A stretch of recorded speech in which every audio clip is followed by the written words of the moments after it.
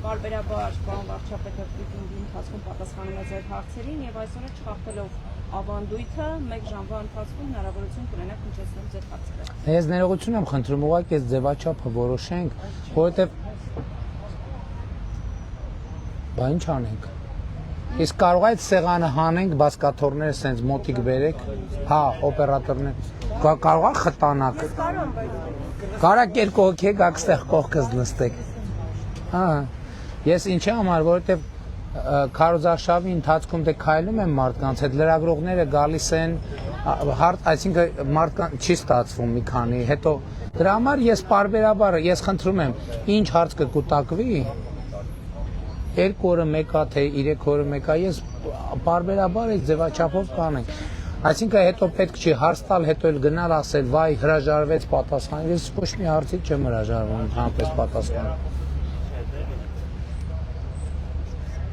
Եվ հիմա սկսենք հարգելի լրագրողներ, բոլորը հարցի հնարավորություն կունենան։ Առաջին ազատություն։ Պարոն վարչապետ, ուզում եմ առաջինը անդրադառնալ երեկվա ապարանում տեղի ունեցածին, դուք այնտեղ արդեն ասացիք, որ ծառայողական, եթե ճիշտ եմ հիշում, թե քննություն եք ասել, որ իրականացնեն, ես ուզում եմ իմանալ ինչ կա այս միջադեպի հետ կապված պարզված, ինչ է տեղի ունեցել, որովհետև ականատեսը հստակ պնդում է, որ համակարգված աշակերտներին եւ ուսուցիչներին բերել են մասնակցելու հավաքին ձեզ հետ եւ սրան ի հավելում նաեւ դուք այդ պահին որ բաժանում եք քարտեզներն ու խվածքաբլիթները աշակերտների ներկայությունը այդպես բոլորի ձեզ մոտ կասկածներ հարցեր չառաջացրեց որ տեղում դուք եք փորձեիք հասկանալ տեսեք ես նախ ասեմ հա ավարտեք եւ երկրորդ հարցը ուզում եմ եթե այսպես անենք միանգամից հարցնել նաեւ քիչ առաջ դուք նաև այս հանդիպումների ժամանակ ելի անդրադարձակ Մարտինեկի գործին եւ հայտարարեցիք, որ բացահայտված է եւ Ռոբերտ Քոչարյանն էլ պետք է նստի ուրիշ տարբերակ չկա։ Մինչեւ այդ նաև անդրադառնում եք Գագիկ Ծառուկյանի հետախուզման մեջ գտնվող տղային եւ դուք ասում եք, որ բռնել եք, բերեք եւ նստացնեք։ Դուք սրան զուգահեռ մշտապես ասում եք, որ իրավական գործընթացներին չեք խաբրվում, գործ չունեք եւ որևէ ձև չեք միջամտում։ Արդյոք սա միջամտություն չէ, որ դուք հարթակներից նման հայտարարություններ եք անում։ Առաջին մասով ոչ, որովհետեւ մենք հիմա նաեւ մարդու իրավունքների եվրոպական դատարանի որոշում ունենք, որտեղ հստակ արձանագրվում է, որ այն տեղի է ունեցել Մարտի 1-ին տեղի ունեցել պետության կազմակերպման եւ սա պետք է արձագանք ստանա։ Ընդհանրապես այդտեղ կա խնդիր, բայց ինչի չեք նստում դուք։ Ընդհանրապես այդտեղ կա խնդիր, բայց կա նաեւ խնդիր մեկ ուրիշ կողմից։ Մարդիկ ինձնից են պատասխան պահանջում եւ մարդկանց մոտ տպավորություն է, թե ես կուլիսային պայմանավորվածությունների մեջ ներգրավված ինդուլգենցիաներ եմ բաժանում Ռոբերտ Քոչարյանին, Գագիկ Ծառուկյանին, մեկի մյուսին։ Ես ասում եմ, որ արդարադատությունը պետք է հասնի։ Ի վերջո Մարտի 1-ը լավ, ասենք, ու նաև ելույթում ասացի, որ այնտեղ որտեղ առավել եւս եւ ես անձնական որևէ առնչություն ունեմ, ես կրկնակի երրակի քառակի անգամ եմ փորձում ակտիվություն չցուցաբերել, բայց այնուամենայնիվ քաղաքական պատասխանատվությունը մնում է ինձ վրա եւ հիմա կա մարդու իրավունքների եվրոպական դատարանի որոշումը։ Եվ պետք է այդ որոշումը հասցեագրվի, հնարավոր չի, որովհետև մարդու իրավունքների եվրոպական դատարանը մեր իրավական համակարգի մաս է եւ պետք է մեղավորները պատժվեն։ Դուք չեք ինձ ասում բանը ինչի հիման վրա եմ ասում, որ Մարտի 1-ը բացահայտված է։ Բացահայտված է, որովհետև քրեական գործում բոլոր նյութերը կան, բոլոր փաստերը կան եւ պարզ է, որ Մարտի 1-ը Ռոբերտ Քոչարյանի կողմից կազմակերպված իրադարձություն է այդ ամբողջը եւ պետք է պատասխան տա միանշանակ։ Միանշանակ պետք է ես չեմ միջամտում, դա որպես քաղաքացի եւ քաղաքացիների ներկայացուցիչ իմ ակնկալիքն է, որ պետք է հասցեագրվի։ Բայց ասենք ինչքան կարելի է, կներեք դուք ինչ չեք նստում, համեցեք։ Եկեք կգտնենք տեղ։ Մի քիչ նեղ տեղափոխվեք դուք մի հատ կարակ նույնիսկ այդ բարձը հանեք, եթե բարբերակ կա։ Այսինքն ես ձևակերպում եմ մարդու իրավունքների եվրոպական դատարանով արձանագրված անհրաժեշտություն։ Ինչ վերաբերվում է 3 ապարանի իրավիճակին, ես ասեմ, որ ի սկզբանե ինձ հետ հուզել է եւ ասեմ նաեւ, որ այն դպրոցները, որի հետ կապված խնդիր կա, դիմում են գրել աշխատանքից ազատման, բայց նաեւ որպեսզի չստացվի, որ մենք պահի տակ, էմոցիայի տակ ինչ որ հանկարծ որևէ մեկի նկատմամբ անարդար վարվենք, որովհետեւ տարբեր մեկնաբանություններ եղան, տարբեր պարզաբանումներ, մենք հիմա ծառայական քննություն կիրականացնենք եւ այդտեղ որտեղ պարզի, որ ապօրինի հրահանգ ա եղել, միանշանակ կազատվեն։ Այս վերջերս ընդհանրապես ես ասեմ, որ այս վերջերս դիտորդների հետ մի զրույց եմ ունեցել, ինձ հարց տվին, ասին 8 տարիա վարչապետ եք, ոնց եք խուսափելու վարչական ռեսուրս օգտագործելու մեղադրանքից, եւ ես իրանց ասացի կհավատաք, ես ատում եմ վարչական ռեսուրսը եւ դա ճշմարտություն է, որովհետեւ այդ թվում այնտեղ որտեղ կա նմանատիպ երևույթ, դա ինձ հնարավորություն չի տալիս քաղաքացիների հետ ավելի անմիջական շփվել եւ զգալ քաղաքացիների էմոցիաները։ Ես այսօր քաղաքացիների հետ մարդիկ իրանց տներից իջնում են եւ խոսակցություններ են տեղի ունենում, որոնք ինձ այնքան հուզում են, որ ես նույնիսկ ելույթի ժամանակ չեմ կարողանում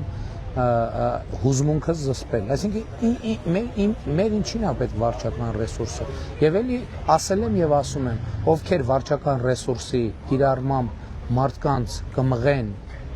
գալ մեր կամ որևէ այլ հավաքի, դա չի կարող մնալ առանց հետևանք։ Ովքեր վարչական ռեսուրսի կիրառմամբ մարդկանց կկանխարգել են, երկուսն էլ ապօրինի գալ մեր հավաքի, էլի չի մնա առանց հետևանքի։ Դա միանշանակ է։ Ապարանի, ուղղակի ճշտով ապարանի միջադեպով են դպրոցի տնօրենները ազատվել աշխատել։ Չեն ազատվել, դիմում են գրել։ Ես ասել եմ, թող դիմում գրեն եւ գրել են։ Եթե չեմ սխալվում, 4 դպրոցի տնօրեն, ով որ ներկա է, որտեղից աշակերտ է ներկա եղել ընդհանրապես, ասել եմ պարզեն, չեմ կարող անգիր հիշեմ։ Ինձ ասել են, որ 4 դպրոցից է, պարզել եմ այն մարմինները, որ կարող են ճշտել, որ դպրոցի երեխեքը եւ ուսուցիչներն են, եւ որը պարզվել է, ասել եմ, որ դիմում գրեն, բայց այդ դիմումները չեն մակագրվի, այսինքն չեն ազատվի իրանք դե յուրե աշխատանքից, որովհետեւ պահի տակ կարող է հիմա այսօր էլ երեխեք կային, ասին դասից փախել եք։ Հիմա հասկանում ենք, չէ, որ ես էլ իրանց հորդո բոլորը ասում են, որ դասը շուտ են ավարտել։ Հարտերի ազատություն, երկխոսության հիմա տեսեք, ես էլի եմ ասում։ Իրադրություն արձանագրված է, բայց որպեսզի չստացվի, որ մենք այսպես կամ սխալ տեղեկատվության կամ բուլինգի արդյունքում մարդկանց աշխատանքից ազատում են, հիմա իրանք շնորհակալ եմ, իրանք դիմում են գրել, համարելով, որ ինչ-որ խնդիր կա։ Հիմա այդ դիմումների մասով կլինեն ծառայական քննություններ։ Այնտեղ որտեղ կհիմնավորվի, որ տեղի ունեցել ապօրինի բան, ընդ որում մենք դա կանենք թափանցիկ, որ հետո չստացվի, որ ինչ-որ բան փորձեցինք ծածկել, փակել։ Նախ ես ասեմ հետևյալը, նախ մենք ոչ միայն չենք հրահանգ տվել, որպեսզի այդպիսի բաներ լինեն, այլև խստորեն հրահանգել ենք բացառել նման երևույթները։ Çünki ես հրապարակային եւ բաց եւ թափանցիկ եմ ասել, ոստեղ եզրը այնա, որ մարդիկ որոշակի պայմաններում իրավունք չունեն այդ process-ին մասնակցել, բայց նաև մարդկանց չեն կարող մենք այն հատվածներում, որտեղ իրանք եւ իրավունք ունեն եւ ցանկություն ունեն, հիմա չստացվի, որ հակառակ կառավարությունը ասում է, վայ, մեզ հանկարծ չաջակցեք, էս էլ է, այսինքն մեզ նաև կարա պրովոկացիան մեզ այդ դաշտ մղեն։ Ես գիծը դնում եմ օրենքի, օրինակ ուսուցիչը իրավունք ունի քաղաքական ակցիայի, միանշանակ իրավունք ունի, բայց հարցը այն է, հենց դա վարչական ռեսուրսի կիրառման բա, թե կամ օրինականության շրջանակներում, թե ապօրինա, այնտեղ որտեղ օրենքը չի խախտվել, մարդիկ իրավունք ունեն մասնակցել ցանկացած հավաքի, ինչ հավաքի, որ իրանք ուզում են մասնակցել։ Իսկ այնտեղ որտեղ օրենքը խախտվել է, կլինի հետևանք։ Հիմա ես բարդ թափանցիկ ասում եմ, մենք կոնկրետ տնօրենները դիմում են գրել, բայց մենք այդ դիմումները չենք մակագրի, այսինքն իրանք չեն ազատվի աշխատանքից, մինչև այն պահը, երբ որ մենք կարձանագրենք ապօրինության փաստ։ Եթե չենք արձանագրի ապօրինության փաստ, այդ մարդիկ կշարունակեն աշխատել։ Եթե առանձին կարճ ասածում գործողություններում ապօրինության փաստ կարձանագրենք, դա կունենա հետևանք։ Որտեղ չի լինի ապօրինության փաստ, բնականաբար հետևանք չի լինի։ Շնորհակալություն, հաջորդ շանս։ Կհասնի ձեզ էլի։ Պարոն Փաշինյան, կան այսպիսի գնահատականներ, որ ի տարբերություն նախորդ ընտրությունների, այս ընտրությունների ուղղությամբ աշխարհաքաղաքական կենտրոնացվածությունն ավելի շատ է։ Եվ նաև այդ կենտրոնացվածությունը հաշվի առնելով խոսվում է նաև հնարավոր արտաքին միջամտության մասին։ Օրինակ ընդդիմությունը որպես միջամտություն ակնարկում է արևմուտքը, իշխանական տարբեր շրջանակներ նաև հյուսիսն են ակնարկում։ Հիմա ձեր գնահատմամբ որքանով է ընդգծված այդ միջամտությունը եւ նաև դուք այդ միջամտության մաս համարում եք նաև այն, որ օրինակ Մոսկվայում տարբեր կուսակցության ղեկավարներ հայտարարում են, որ անկախ ընտրությունների արդյունքներից Նիկոլ Փաշինյանի պահանջում են, որպեսզի չընդունեն Մոսկվայում։ Գիտեք, ես նախ հետեւյալը ասեմ, որովհետեւ եւ քաղաքական process-ի մասնակից ուժեր, եւ մեկնաբաններ, եւ Հայաստանից դուրս գտնվող մեկնաբաններ կամ քաղաքական գործիչներ փորձում են այս ընտրություններին տալ աշխարհաքաղաքական ենթատեքստ կամ համատեքստ։ Այս ընտրությունները աշխարհաքաղաքական ենթատեքստ կամ համատեքստ ընդհանրապես չունի։ Չէր էլ կարող ունենալ մի պարզ տրամաբանությամբ։ Հայաստանը որդեգրել է բալանսավորված եւ բալանսավորման քաղաքականություն։ Եվ մեր քաղաքականությունների մեջ ոչ մի դավադրություն, ոչ մի այսպես ասած ընդդեմ գործողություն չկա։ Մենք շատ թափանցիկ կերպով ասում ենք եւ ասել ենք, որ մենք կարծում ենք, որ մեր ժողովուրդը պետք է այլ ընտրանքներ ունենա։ Հայաստանը եւ ժողովուրդը միշտ պետք է այլ ընտրանքներ ունենա։ Կա Եվրոպական միություն, կա Եվրասիական տնտեսական միություն, կա դրանից դուրս process։ Մեր ժողովուրդը պետք է այլ ընտրանք ունենա։ Հիմա եւ մեր ժողովուրդը պետք է որոշի, հնարավորություն ունենա որոշելու, թե որ ռազմավարությունն է իր համար բան ամենահեռանկարայինը ու ձեռնտու։ Եվ դա մենք հայտարարել ենք թափանցիկ եւ դա իրականացնում է։ Եվ աշխարհաքաղաքական համատեքստ չկա, որովհետեւ մենք բալանսավորված եւ բալանսավորման արտաքին քաղաքականություն ենք վարում։ Եվ երեք էլ ապարանում ունեցած ելույթում ես ցանկացա, որ այդ համատեքստը շատ པարզ լինի եւ հիմա հնարավորություն ունեմ այդ բան անել, այդ քաղաքականությունը նորից բացատրել ու մեկնաբանել։ Այս պատկերացնենք Հայաստանի Հանրապետությունն այս բաժակը կամ Հայաստանի Հանրապետության շահերն են եւ ինքը հենված է բազմաթիվ կշերքների վրա, բազմաթիվ կշերքին նժարների, բազմաթիվ կշերքը մեր մոտ սովորաբար երկու նժարաններում, հիմա պատկերացրեք այդ նժարը բազմաթիվ են, 10-ը, 20-ը, 30-ը եւ որպեսզի Հայաստանը իր շահերը սպասարկի, պետք է հարթություն լինի, որ այս բաժակը կայուն իրավիճակում մնա։ Երբ որ մենք տեսնում ենք, որ նժարի մի կողմը շատ ծանրանում է եւ կարա շուռ գա բաժակը, մենք մեր քաղաքականությունը բալանսավորում ենք, որպեսզի հավասարակշռությունը եւ հարթությունը պահպանվի։ Սրա մասին է խոսքը։ Այստեղ նեղվելու վիճաբանություն սարքելու ոչ մի տրամաբանություն չկա։ Եվ ես ինչպես ասել եմ, մենք վիճաբանության մեջ չենք մտնելու։ Եվ հիմա նաև ես չգիտեմ, ես առիթ ունեցել եմ ձեզ պատմել, թե չէ։ Ռուսաստան կատարած այցից մեկի ժամանակ մեր գործընկերներից մեկը ասաց հենց հանդիպման ժամանակ ասաց, որ Հայաստանը Եվրամիության հետ համագործակցությամբ վնաս է հասցնում, ասենք օրինակ Ռուսաստանի շահերին։ Ես լսեցի եւ ասացի շատ լավ։ Ես ասել եմ, որ մենք Ռուսաստանի շահերին վնասելու ոչ մի մտադրություն, ցանկություն չունենք եւ վերահաստատում ենք։ Բայց հիմա դուք պնդում եք անում, խնդրում եմ ինձ պատվիրակությանը նաեւ բոլորին ներկայացրեք մի օրինակ, որտեղ Եվրամիության հետ մեր համագործակցությունը Ռուսաստանի շահերին հասցրել է առարկայական վտանգ։ Եվ հասկանալի է, չէ՞, որ սեղանի շուրջ նստած մարդը առավել քան լուրջ լրջագույն մարդկանց հետ մենք գործ ունենք։ Եվ գիտեք ինչ էր պատասխանը։ Լռություն։ Բայց ես հարցը նորից կրկնեցի, ասի խնդրում եմ, մի օրինակ վեր, մի կոնկրետ օրինակ։ Եվ գիտեք երկրորդ անգամ ինչ էր պատասխանը։ Էլի լռություն։ Եվ մենք թեման փոխեցինք։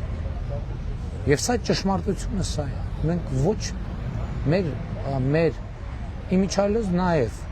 Ռուսաստանի հետ մեր համագործակցությունը, որովհետև ինչ վնասը հասել, որովհետև այդպիսի տեսակետներ կար նաև Եվրոպական միությունում։ Մասնավորապես կային կասկածներ երկար ժամանակ, թե Հայաստանը մենք ասել ենք, որ մենք սանկցիոն ռեժիմի մեջ չենք մտնելու։ Եվ նաև բայց ասել ենք նաև, որ մենք քայլեր չենք անելու, որ մենք ինքներս ընկնենք սանկցիայի տակ։ Եվ թափանցիկ ենք ասել եւ Ռուսաստանի գործընկերներին, եւ Եվրամիության գործընկերներին։ Մենք ասել ենք, որ մենք բնակաբար չենք ուզում Ռուսաստանի դեմ որևէ բան անենք։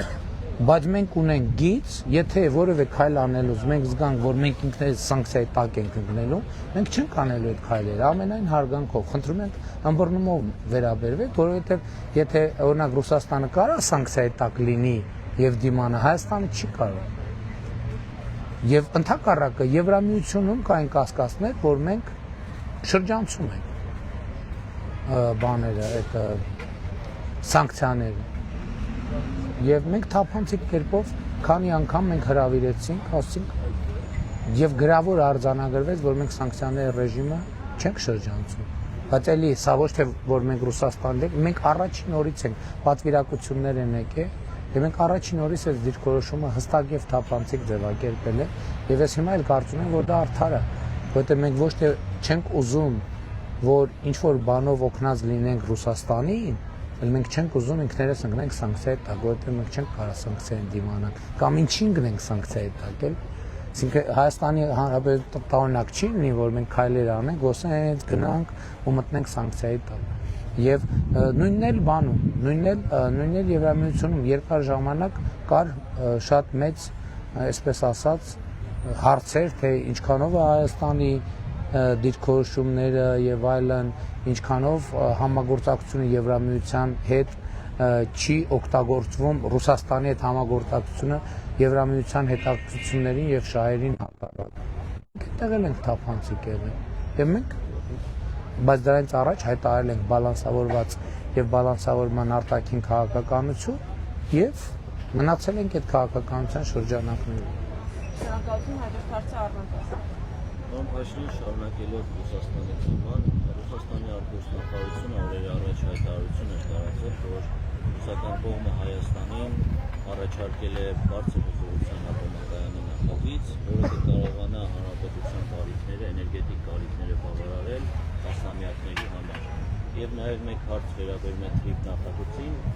նախորդային ամերիկյան պատվիրակություն է ժամանել մեկնարկելու հողատարածքի ուսումնասիրությունը թրիփ նախագծի, արդյոք կարող են Քանի որ ես հասկանում եմ, որ դուք Գիտեմ, որ կենթանիները ապրելու իրան։ Վիվոյս շուն են բերել, այլ կլիպսով և կրծքերը լիքը կար, իրանց ձակերով։ Ես ձեզ շատ հարգում եմ, ես մի անգամ չեմ ասել, որ ընտրելու եմ ձեզ։ Ուզում եմ, որ դուք իմանաք ձեր համայնքի ղեկավարների ձայի մասին։ Այս ամեն շունը 25,000 դրամ է։ Այ հետա, խնդրում եմ նկարեք, հետ է շունը։ Եվ պարոն Փաշինյանը տեղյակ չի, ես համոզված եմ։ Եվ ազգային ժողովը օրենք կա ընդունել, որտեղ կետ կա, որ վերահսկողությունը նորից լինելու է համայնքների վրա, այսինքն կոռուպցիայի ռիսկով օրենք կա ընդունել։ Տիկինը նկատի ունի, որ ստերջացնելու համար տրամադրված գումարները ճիշտ չեն օգտագործվում եւ շները շարունակում են ծննդել։ Շատ լավ, շատ լավ։ Ես հանձնարարել եմ, մենք կապանում ենք, չէ, հանդիպել։ Չէ, ինքը գալիս է միշտ, որտեղ ես եմ։ Մենք շատ լավ։ Նամակներ ա գրում, ես իր այդ մշտական կապի մեջ եմ, այնց որ մենք կապանում ենք, ես հանձնարարել եմ։ Բազմաթիվ ասել եք, որ հանձնարարել եք։ Առ այսօր որևէ մեկը իմ հետ չի կապվել, եւ շները շարունակում։ Չէ, հանգիստ։ Մի հատ կարանք այդ շանը վերցնենք, որ չգնա ոչ միտեղ, որ ստուգենք։ Խնդրեմ, Ձեզ հետ է ենթարկվում է ձեզ շունը։ ինքը դրսի անտուշուն է, որոնց մենք կերակրում ենք Ես կերակրում Ձեզ ենթարկվում է, հայտնաբերում եք։ ձեզ ենթարկվում է շունը։ Իհարկե ես Կխնդրեմ այդ շանը փոխանցեք մեր վերահսկողական մարմիններին, ոստիկանությանը տվեք շանը, ես հենց այդ շան օրինակով այդ համարով կգնամ։ Մի հատ կարանք կազմակերպել։ գիտեք ցավալի։ Շունը պետք է վերցնել։ Շունը պետք է վերցնել։ Ցավալին նայա, որ նոր Եվ տեսչական մարմին պետք է փոխանցել։ Լավ, շունը վերցրեք մեր մոտը լինի, հետո ես կասեմ։ որտեղ հստակ գրված է, որ վերահսկողությունը ստեղծման իրականացնելու են համայնքները։ Արդեն 150-րդ շունն է։ Ես նկարահանում եմ, որ համայնքները հավասարաչափ տենդեր շատ կազմակերպությունների հետ փողերը լվանում են։ Շները Հիմա օգնեք 300 դրամանոց կլիպ 24700 դրամը գրպանում են։ Խնդրեմ, պարզ օրինակ։ Հիմա օգնեք այդ շանը վերցնենք, մենք կստուգենք։ Շնորհակալություն, որ լսեցիք։ Շատ լավ։ Ինչի մասին էր։ Հա,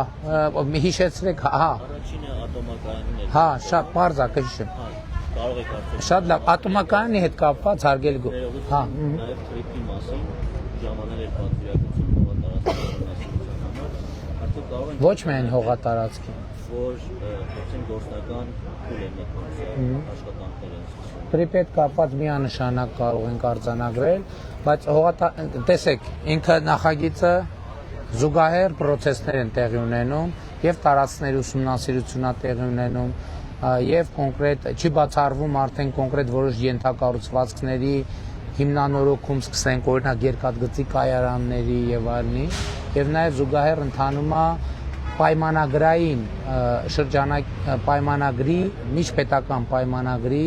նախագծի վերջնականացման աշխատանքներն են ընթանում եւ մենք ուզում ենք հնարավորինս շուտ դե յուրե այդ ստորագրենք եւ ուժի մեջ մտնի այսինքն գործնականում չեմ չափազանցնում ամենօրյա աշխատանք է գնում տրիպի շուրջ ամենօրյա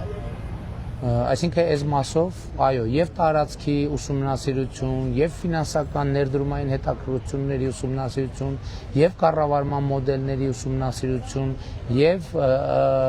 դե յուրե նշանակություն ունեցող պայմանագրի ուսումնասիրություն եւ այդպես շարունակ ատոմակայանի հետ կապված մենք այո ոչ մի նորություն չկա մենք նման առաջարկ Ռուսաստանից ստացել ենք բայց մենք նման առաջարկ ստացել ենք նաեւ Կորեայից մենք նման առաջարկ ունենք Ֆրանսիայից մենք այլ առաջարկներ էլ ունենք եւ մեր հաշվարկը այն է որ մենք արևային էներգիայի այս տեմպով մենք մեծ 1000 մեգավատանոց իսկ առաջարկները հիմնականում 1000 կամ 600 մեգավատանոց ատոմականների մասին է, այդպիսի մեծ ատոմականի կարիք չենք ունենալու, որովհետև մենք ունենք մեր ռեսուրսը արևը։ Մենք հիմա կենտրոնացած ենք, մենք ուզում ենք մոդուլյար ատոմական։ Ինքը ինչով է լավ մոդուլյարը, որ իրան մի մոդուլ կառուցում ես, հետո որ ժամանակ անց կարող ես երկրորդը կառուցես, երրորդը, չորրորդը, եւ ամենակարևորը անվտանգության հետ կապված մոդուլային ատոմակայանը կոպիտ ասած Չեռնոբիլի վթար չի կարա ունենա։ Սա մեզ համար ամենակարևոր հարցն է, որ մոդուլային ատոմակայանում վթարը համարվում է տեղային միջադեպ։ Այսինքն ես շատ կոպիտ ասեմ, մոդուլային ատոմականից մի կիլոմետր հեռավորության վրա գտնվող բնակավայրը վթարի պարագայում չի էվակուացվում։ Այս ամենակարևոր առանձնահատկությունն է։ Եվ մենք հիմա Ռուսաստանի հետ ենք աշխատում, Միացյալ Նահանգների հետ ենք աշխատում, Չինաստանի հետ, Կորեայի հետ, Ֆրանսիայի հետ եւ հիմա այո, մենք ընդունում ենք, որ մոդուլային ատոմակայանը նոր բան է։ Հիմական շինարարության մեջ գտնվողները եւ Ռուսաստանում էլ կա նախագիծ, որը հիմա աշխատում է, բայց ինքը ծովի վրա է աշխատում եւ ինքը լողացող պլավուչի են ասում կամ ջրի վրա աշխատող մոդուլային ատոմակայանը եւ հիմա երբ որ այդ առաջարկը կլինի մենք պետք է նայենք նախ տեխնոլոգիայի առաջարկը եւ գնի առաջարկը եւ որ մեզ համար լավագույն առաջարկը էլի եմ ասում ամենայն հարգանքով բայց մենք ատոմակայանի դեպքում էլ քաղաքական ընտրություն չենք անում չենք ուզում անել որտեղ սա տնտեսական հարց է մենք ուզում ենք ծրագրի տևականությունը եւ շահավետությունը Հայաստանի Հանրապետության համար երաշխավորենք Հիմա որը Միացյալ Նահանգները լավ ամենալավ առաջարկը կան, իրանց հետ կաշխատեն։ Չինաստանը ամենալավ առաջարկը կան, իրանց հետ կաշխատեն։ Ռուսաստանը ամենալավ առաջարկը կան, իրանց հետ կաշխատեն։ Ֆրանսիան կանի առաջարկ, իրանց հետ կաշխատեն։ Կորեան հարավային, իրանց հետ կաշխատեն։ Էս է պատմությունը ամբողջ։ Բայց ցավոք Հայաստանում էլ դա երբեմն ընկալվում է, որ դա քաղաքական ընտրության հարց է, ոչ դա քաղաքական, դա մաքուր տնտեսական հարց է։ Շնորհակալություն, հաջորդում հանրային հարցնայիններով։ Պարոն վարչապետ, գրեթե ամենօրյա ռեժիմով իրավապահմանները ենթադրյալ ընտրակաշառքների մասին տեղեկություններ են հրապարակում, բացահայտումներ անում։ Ինչը կարելի է ենթադրել, որ մասշտաբների առումով բավական մեծ գործընթաց է գործում։ Ինչ հետաքրքրում է մեր իրավապահ համակարգը արդյոք ունի այն պոտենցիալը, այն ներուժը, որ կարողանա յուրաքանչյուր նման դեպքի հետևից գնալ, թե այնուամենայնիվ մեր արևմտյան գործընկերների օժանդակությունը այդ կարողությունները ուժեղացնելու հարցում մենք տեսնում։ Դա գիտեք ինչ, բոլոր առումներով էլ միշտ էլ ինստիտուցիոնալ կարողությունների հզորացում մեր օրակարգն է, եւ երևի թե աշխարհում այդպես իրավապահ մարմին չկա, որ ասի ես արդեն այն կետի եմ հասել, որ զարգացման անհրաժեշտություն չունեմ, առավել եւս մեր իրավապահ համակարգը։ Բայց ես հիմա այսօր նայելով, հետայած գնահատելով, մենք պետք է արձանագրենք, որ հակակոռուպցիոն կոմիտեն, որ հատկապես այն ժամանակ է մենք ստեղծել ենք մասնագիտացած այդ թվում ընտրակաշառքների խնդիրը լուծելու համար, շատ լավ աշխատանք է անում եւ շատ ուրախ եմ ես դրա համար։ Բայց մյուս կողմից չի նշանակում, որ մեր իրավապահները հասել են կատարելության։ Ցավոք մենք չենք կարող, մենք ասել այդպես բան եւ գիտեք իրականում կատարելության երբեք էլ չեն հասնել, միշտ է զարգանալու տեղ կա, բայց իհարկե երևույթները մտահոգի չեն եւ մենք պետք է լրջորեն պայքարենք ընտրակաշառքների դեմ, որ ակնհայտ է որ պետք է պայքարենք, բայց նաեւ այսօր ես ուզում եմ ելույթներից մեկում ասել, թե չստացվեց իմ թույլ տվեք համոզմունքը նաև արտահայտել, որ ընտրակաշառքով իմ կարծիքով այլևս Հայաստանում հնարավոր չի հարց լուծել։ Հա հնարավոր է մի քանի ձայն փախցնել, բայց տեսնելով մարդկանց տրամադրությունը, մարդկանց քաղաքացիական գիտակցությունը, մարդկանց քաղաքացիական ինքնազգացողությունը, իմ կարծիքն է, որ ընտրակաշառքով քաղաքական հարցերը այլևս հնարավոր չի լուծել Հայաստանում, բայց ինչ խոսք կարողությունները պետք է անընդհատ եւ շարունակաբար զարգանան։ Այս փուլում արևմտյան գործընկերների հետ մենք ակտիվ Կոնկրետ այդ մասով ես ինչքան գիտեմ, տենց կոնկրետ այդ իրավական գործընթացների մասով համագործակցություն չկա։ Ընդհանուր առմամբ մեր դատաիրավական համակարգի բարեփոխումների շրջանակում միշտ համագործակցությունը որ եղել է, դա է, ինչքան ես տեղեկացված եմ, որովհետև գուցե ինչ-որ բան, բայց կոնկրետ գործերի հետաքննության հետ կապված չեմ կարծում, թե մենք որևէ համագործակցություն ունենք։ Շնորհակալություն, Փայլով Ֆարաջան։ Մաշինով ձեր իրական խոսները հայտարարում են, որ Հայաստանում իրականացնում է Գալիևի երազանքը նման հայտարարություն Պետյանը նախ երկրորդ տարբեր դեպքեր քաղաքական ակակետներ հայտարարում են, որ այս ընտրություններում որևէ ուժի չի հաջողվի միայնակ 50%-ի շեմը հաղթահարել եւ անհրաժեշտություն առաջանալու խլիցիայի քաղաքացիական պայմանագիրը նման սցենարը քննարկում է արդյոք եւ եթե այո, որ ուժերի հետ եք դուք պատրաստ համագործակցել եւ ուժի մեջ արդյոք դեր այդ հայտարարությունը, որ եթե ԿՊ սահմանադրական մեծամասնություն չի ունի սեպտեմբերին անդադարի պատերազմ շնորհակալություն։ Գիտեք, մենք նախ ասեմ, որ մենք մեր պլանը այն է, որ մենք ունենանք մեր ցանկությունը այն է եւ քաղաքական ծրագիրը այն է, որ մենք ունենանք սահմանադրական մեծամասնություն։ Եվ իմ շփումները, որ ես անձամբ այսօրվա շփումը առավել եւս ցույց է տալիս, որ դա շատ իրատեսական է, շատ իրատեսական։ Եվ կարծում եմ, որ նրանք ովքեր խոսում են այդ գնահատականի մասին, որ որևէ ուժի չի հաջողվի միայնակ մեծամասնություն ձևավորել, առնվազն շտապում է եւ երկրորդն էլ դուք էլ եք հետևում եւ դուք էլ կարող եք ձեր հետևությունները անել։ Ինչ վերաբերվում է Ալիևի երազանքին, իսկ ո՞րն է Ալիևի երազանքը։ Ինչ նկատում, հա? Ես էլ չգիտեմ։ Ով էր ասել, Թե ինքը գիտի Ալիևի երազանքը, թող ասի, ու ասի նաև որտեղից գիտի։ Շնորհակալություն, հաջորդ հարցը Նարեկ Կիրակոսյան։ Շնորհակալություն Ժողովրդ, վարչապետի ասացիք, որ հանձնարարել հեռոսի տնօրենների մեջ դրել, շուտ արձակուրդի մեջ գտնվելով իրավունքներ թե ոչ, Ռուսաստանի Դաշնությունը իր քաղաքացիներին տեղեկացնում է, որ երրորդ երկրներ մեկնելիս զգույշ լինեն, որովհետև կարող է իրենց ձերբակալեն եւ փոխանցեն Միացյալ Նահանգներին, այդ երկրների շարքում նաև Հայաստանին են դարել, սա ինչպես կմեկնաբանեք։ Ռուսաստանը մեկ այլ օրենքի համաձայն իրենց զորքերը կարող են օգտագործել մեկ այլ պետության տարածքում իրենց քաղաքացիներին պաշտպանելու համար։ Հայաստանում կա 102 ռազմաբազա, այս մասով արդյոք մտավախություններ կան, չէ՞ որ կարող է Ռուսաստանը իր քաղաքացիներին պաշտպանելու անվան տալ 102 ռազմաբազայով ինչ-որ գործողություն կա։ Ոչ, մտավախություն չկա, որովհետև 102 ռազմաբազան, անկախ նրանից թե ինչ օրենքներ են գործում Ռուսաստանում, պետք է գործի Հայաստանի օրենսդրության շրջանակում եւ Հայաստանի իրավազորության ներքո, չի կարող լինել մտավախություն։ Արտահանձնման հետ կապված, տեսեք, օրինակ շատ դեպքեր կան եւ այդ դեպքերը 1-2-ը չեն գոնե իմ հիշելով, ասենք կան դեպքեր, երբ որ Հայաստանում անազատության մեջ ձերբակալվում են մարդիկ Միացյալ Նահանգների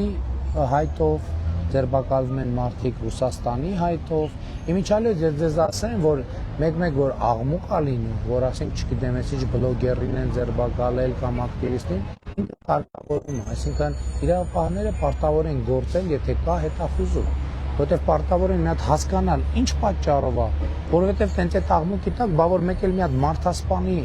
բաց թողեն, հասկանում եք, այսինքն դա իմի մարդուն կարա 3 օր, կարա 2 օր, կարա մի քանի ժամ, բայց մի հատ հասկանան էությունը, գոնե հասկանան հոդվածի էությունը, մեղադրանքը, այսինքն դա ինքնաշխատ աշխատող մեխանիզմ է, բայց ես ինչ եմ ասում, լինում են դեպքեր, եղել են դեպքեր, որ Ռուսաստանի հայտով մարդ է ձերբակալվել Հայաստանի Հանրապետությունում, եղել են դեպքեր, որ Միացյալ Նահանգների հայտով է մարդ ձերբակալվել Հայաստանի Հանրապետություն, եղել են դեպքեր, որ հայտը բավարարվել է եւ արտահանձնվել է, եղել են երկու դեպքում էլ, եղել են դեպքեր, որ հայտը չի բավարարվել եւ չի արտահանձնվել, այսինքն մենք կայացնում ենք որոշումներ մեր օրենսդրության եւ գործին համապատասխան, իմիջիալից ասեմ, որ դեպքեր են նույնիսկ, որ 2-3 երկրներով նույն մարդը ձերբակալվում եւ երկրները 3 երկիր ակնկալում է մեզնից, որ մենք հանձնենք իրեն, այդպիսի դեպքեր էլ կան եւ նաեւ այդ դեպքում որոշումներ են կայացվում տրամաբանության շրջանակներում։ Ինչ վերաբերում է այդ հարցին արձակուրդում եմ, ես հրահանգը տվել եմ, կատարեն, չկատարեն իրանց ընտրությունն է, բայց իրանք որոշել են կատարել։ Ես այնուամենայնիվ արձակուրդում, թե ոչ արձակուրդում, Հայաստանի Հանրապետության վարչապետն եմ, էլ չեմ ասում, եթե արձակուրդում եմ, ինչ եք այդ հարցերի պատասխան ինձնից ուզում, գնացեք Մեհեր Գրիգորյանին հարցրեք ուրեմն։ Շնորհակալություն, հաջորդ հարցը 24-ից։ Վարչապետ, այսօր Արցախի նախին ԱԳՆ-ը Բաքվի բանից ձայնագրություն է հայր այդպես է գնալ այդ բանի դիմել միջազգային հանրությանը Բաքվի իրավունքների լրագրողներին, որովհետև ուզում են վերականգնի բողոք ներկայացնել, չեն կարողանում այդպես նաև միջազգային հայցեր չեն կարողանում ներկայացնել։ Ինչ եք կարծում, ըստ ձեզ արդյոք Բաքվի մահացույցին չեք թողել այդ մարդկանց թե ոչ եւ չեք կարծում, որ նաև հենց սրա համար շատերը չեն հավատում ձեր ասած հավաքությանը, ինչպես նաև արդեն երրորդ անգամ Շաբաթ անցկացում եք կոշտ խոսույթով, մի քանի օր առաջ անցկացրել լագոտ, վերդ հոբարած նման խոսվիքի, չեք կարծում, որ նաև հանրության առաջ եք պատասխանատու արտադրության խոսք եք գեներացնում։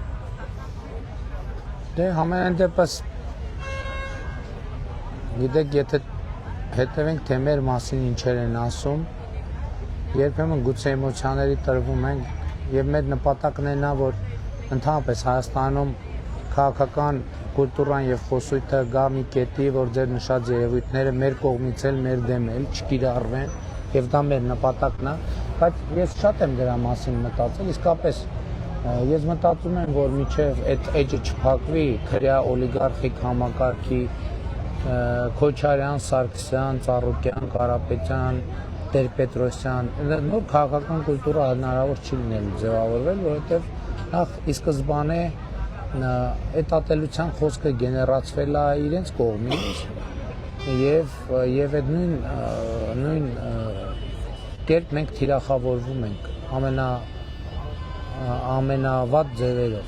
եւ այդ ազդեցությունը 1, 2, 3, 4, 5 այո կարող է չդրսևորվել, բայց մի ինչ-որ պահի դրսևորվում է եւ ես ձեր մտահոգությունը ընդհանուր առմամբ կիսում եմ եւ կարծում եմ, որ մեր ընդհանուր նպատակը պետքա դա լինի եւ մենք էլ աշխատում ենք, որպեսզի դա հնարավոր դառնա։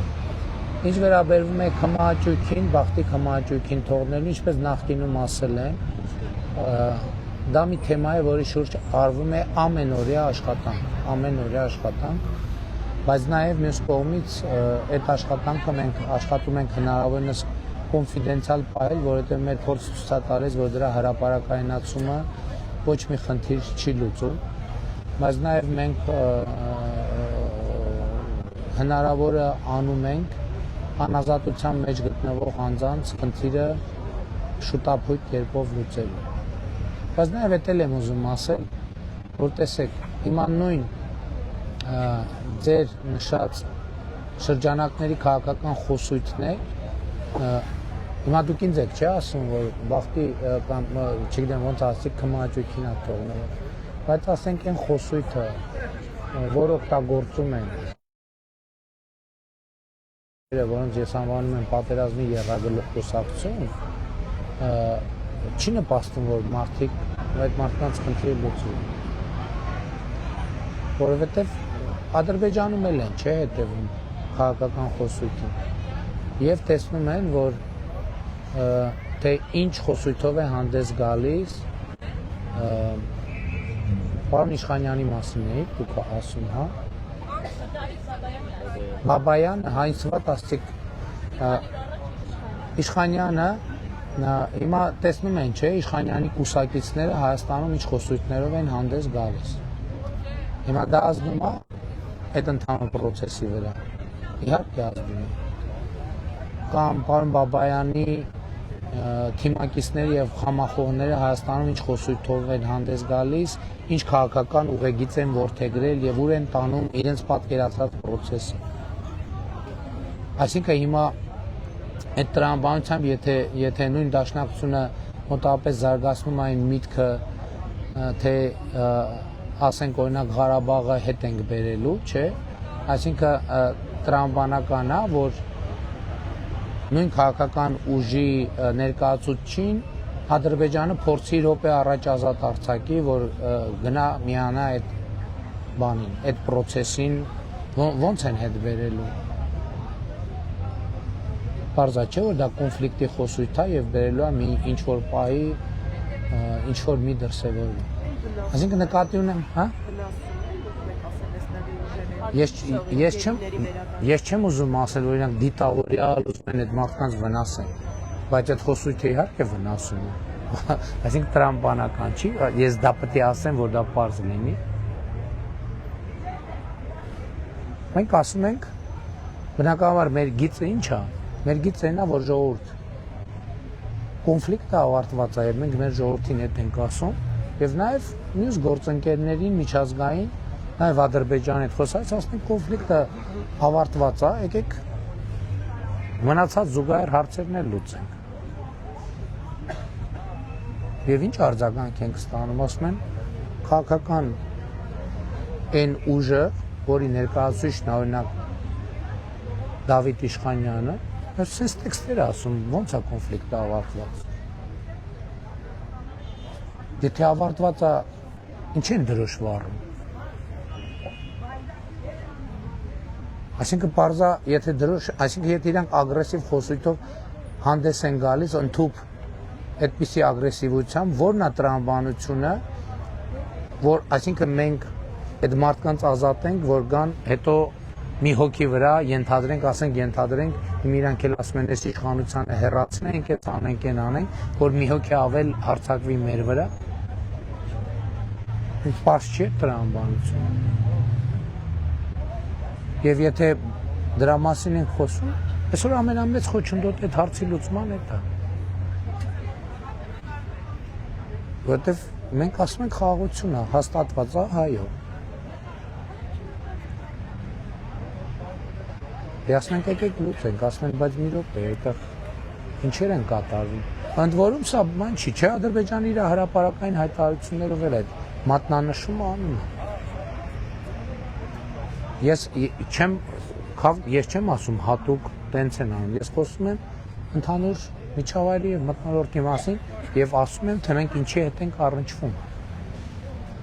Շնորհակալություն կներեք, մենք մնացել ենք, շնորհակալություն ձեր հարցը տվել եք, հարգելի գործընկերներ։ Գիտեմ, որ ես ներողություն, ես հիշում եմ, որ 2019 թվականին Ստեփանակերտում ասել եմ Արցախը Հայաստանը եւ վերջ, ես դա հիշում եմ։ Այո, էդ էլ եմ հիշում։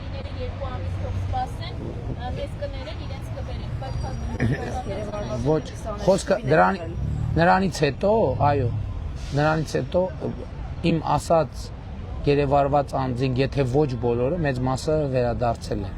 Հիմա անազատության մեջ գտնվում են մարդիկ, ովքեր ավելի ուշ այլ հանգամանքներում են հայտնվել անազատություն։ Եվ ես համոզված եմ, նրանց խնդիրը նույնպես կլուծվի, բայց դրա համար խաղաղության մթնոլորտը պետք է ուժեղանա։ Հասկանում եք, սա շատ պարզ տրամաբանական բան է։ Ես չեմ կարող Դաշնակցություն կուսակցության ներկայացուցչին ազատության հասնելու հարցում արդյունքի հասնել, եթե Հայաստանի Հանրապետությունում Դաշնակցություն կուսակցությունը ագրեսիվ, կոնֆլիկտային քաղաքականություն ավարում եւ խոսույթներ օգտագործում։ Սա շատ պարզ բան է, հիմա չեմ ասում, ես ամեն օր չեմ ասում դրա մասին, բայց որ հարցնում եք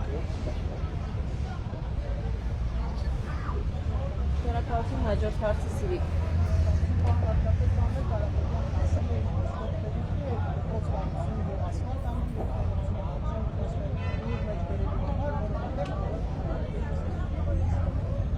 Չեմ կարող հավատամ, որ տենց բան է կարող։ Ինչ ասել, ասելա դպրոց են կառուցում, որովհետև անուղեղ է, հա։ Չի կարող տենց բան։ Այդ բառացի մեջ բերում է։ Ես կներեք նույնիսկ ձեր պարագայում Տիկին Բաղդասարյանի միջև անձամ չկարդամ, չեմ մեկնաբանում։ Ոնց կարա տենց հայտարարություն։ Չէ, ասում է, որ դատարկում են սահմանամերձ համայնքները, գյուղերը։ Միջև եթե հարկ համարեմ կարդամ, այն անգամ հիշում եք։ Այդ սունկետ կապված պատմություն է, ինչ պատմություն էր, հələ լավ։ Իմիջայլոց։ Այո, հայցը, հա? Չէ, տենց բան չասեցի, ասցի, որ առանց հարկատրանք ինքը արեք, բայց լսեք ժողովուրդ, բայց ոնց կա, այո, ներկայացրել եմ, ոնց կարա, տենց հայտարարություն ոնց կարելի է անել, ասենք դա լուրջ մարդու հայտարարություն, հա? Ես ասացի բառիս իրավական իմաստով եւ հազար ներողություն, այո, բայց հետո պարզվեց այդ ասուլիսի ընթացքում լրագրողն էլ փաստորեն իմ հայտարարություն իր ասուլիսը փաստորեն շարունակվելիս է եղել։ Լրագրողը ասել է, որ ես հայտարարել եմ, որ դատի եմ տալու, եւ ինքը միանգամից ասել է, վայ, սկզբից ասում է, ձեզ մի գաղտնիք ասեմ։ Ուրեմն ասենց հետո ասում է, ես ոչ չեմ ասում 100%։ Ասենք կես ժամից ինքն էլ ասում է, ես ուժեղ եմ, մի հատ կես բերան ասում ես դատ եմ տալու, սունկ եմ կերցնելու, ոտները թուլանում է, ձեռները բարձրացնում, ասում է, վայ, ես չէ, տենց չեմ ասել, ուրիշ ձև եմ ասել։ Դրա համար ասում եմ, ախր խոսալուց առաջ մտածեք էլ, կամ ընդհանրապես որևէ բան անելուց առաջ մտածեք։ Պարոն վարչապետ, նորելի լսեցի, ասել եմ, որովհետև ուղեղ չունեմ։ Դե չեմ կարա, ես հավատամ տենց բան։ Այսինքն իր անձամբ ուղի խոսքը լսեցի։ Այո, խոսքը հենց նոր լսեցի։ Մի սադրեք, ինչ չեմ մեկնաբանի, միջև։ Դե եթե տենց բան ասել է, Ինչ մեկնաբանեմ, եթե տենց բան է, ու մարդկանց հասանելի է։ Այո։ Դե ես կարծում եմ իրանք շատ մեծ տեմպերով գնում են իրոք ազգային ժողով մտնելու համար անհրաժեշտ շեմը չհաղթահարելու ճանապարհով։ Գնում են շատ հետևական նպատակամղված գնում են։ Եվ ես խնդիր էլի ասում եմ, մարդկանց հետ խոսալիս էլ եմ ասում, որ պետք է ես խնդրում եմ եւ կոչ եմ անում, որ մենք դա ձևակերպենք որպես համաժողովրդական խնդիր, որ ԲՀԿ բանը ուժեղ Հայաստանը եւ ինչ է Հայաստան դաշինքը խորհրդարան մտնելու համար անհրաժեշտ շեմը չհաղթահարեն։ Ես խնդրում եմ քաղաքացիներին ուշադիր լինել այս խնդիրը լուծելու համար։ Եվ ես դա էլ եմ շատ իրատեսական համարում։ Բայց ես հլա դա հետ կապված մեկնաբանություն չեմ անում, որովհետեւ գուցե ինչ որ մի բան սխալ եք դուք։ Ես եթե հարկ լինի անձամբ կլսեմ եւ եթե համարեմ, որ մեկնաբանելու բան կա, անձամբ կմեկնաբանեմ, որ ձևաչափ։ Շնորհակալություն Ֆրինյոս հաջորդ։ Այսինքն դպրոց են կառուցում, որովհետեւ անուղեղ են, հա։ Դպրոց եւ ասֆալտական, որովհետեւ անուղեղ են, դուք ցույց եք տալիս դա։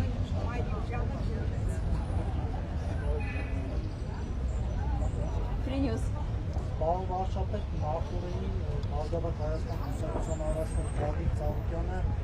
հայտարարեց, որ Կոտայքի մարզում 52 մարդ են աշխատանքից ազատվել, իրեն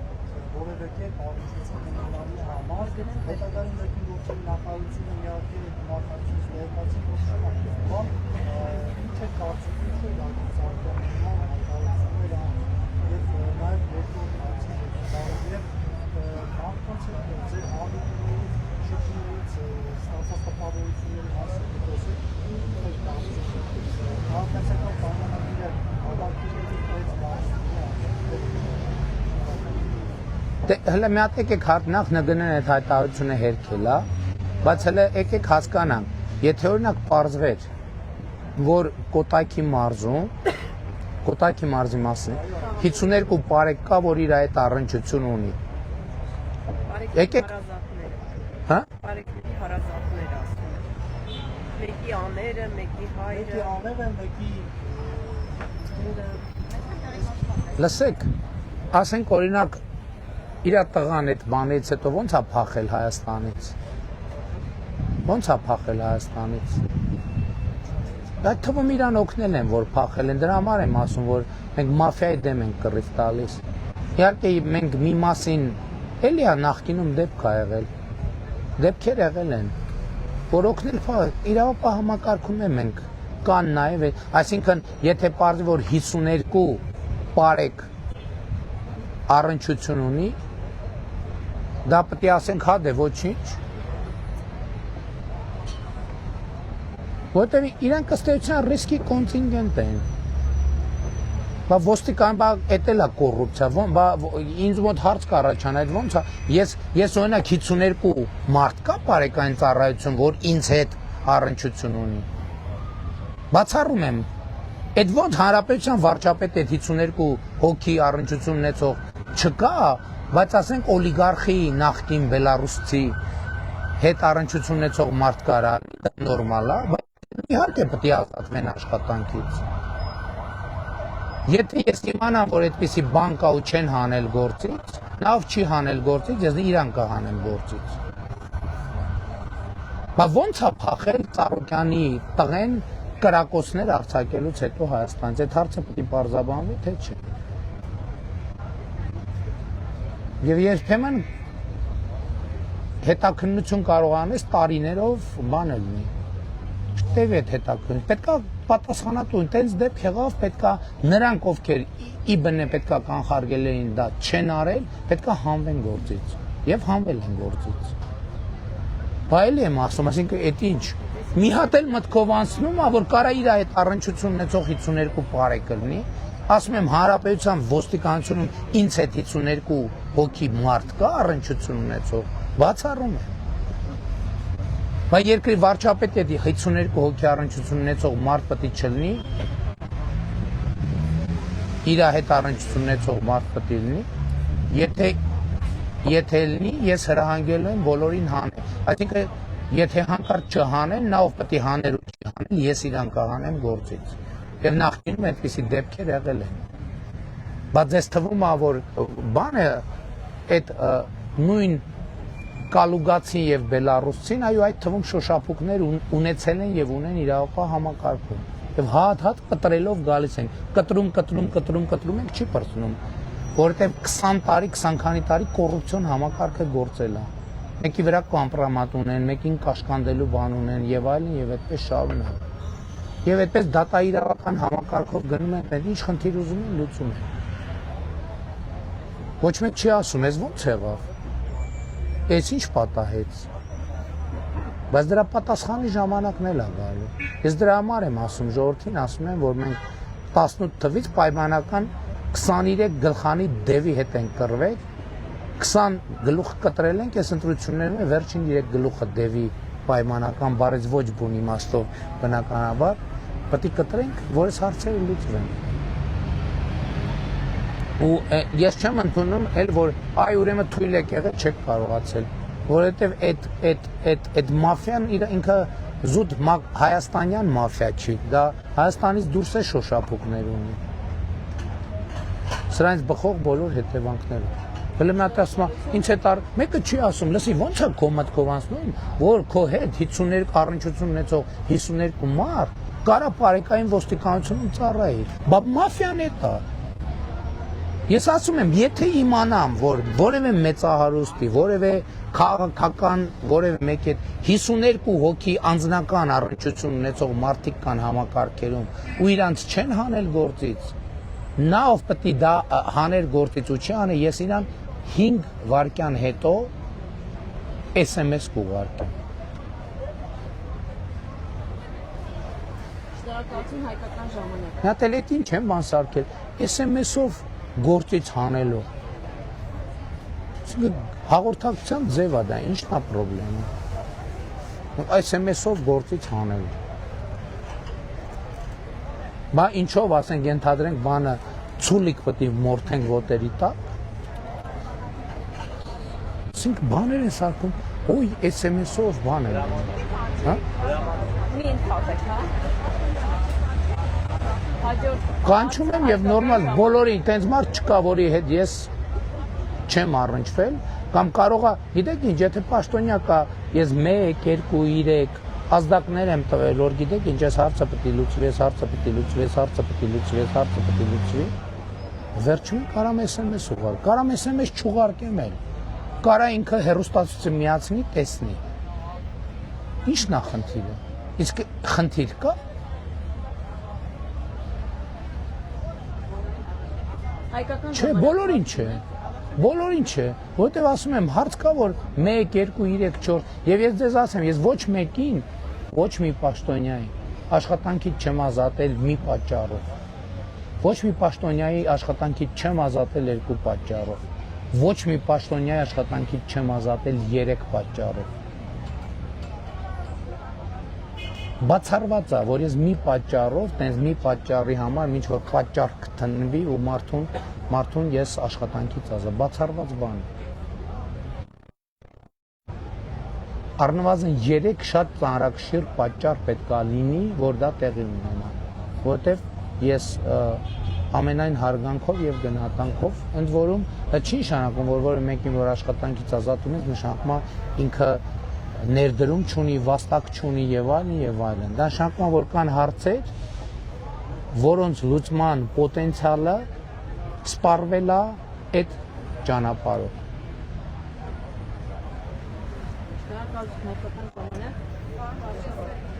Պատասխան հակառակորուպցիոնի բացահայտումները օլիգարխները հայտարարել են, որ փոխանակ բաժանել են որպես